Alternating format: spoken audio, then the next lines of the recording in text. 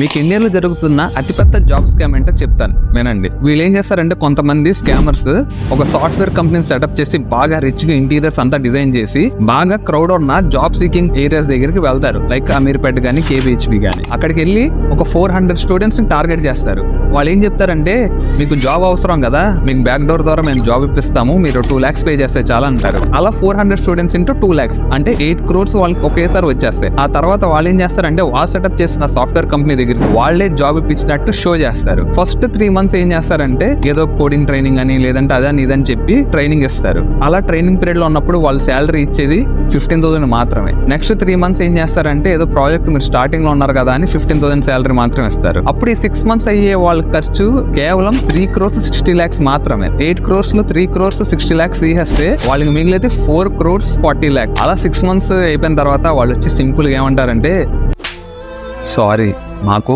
Recession వల్ల projects ఏం రావట్లేదు, ఇప్పుడు స్టార్ట్అప్ కదా కంపెనీని రన్ చేయలేము, సో మీ జాబ్ మిమ్మల్ని తీసేయాల్సి వస్తుంది అని చెప్పి సింపుల్గా చెప్తారు.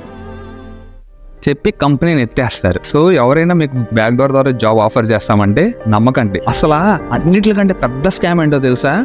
నిన్ను నువ్వు నమ్ముకోలేకపోవటం. నమస్తే. ఇది వ్యాపారం.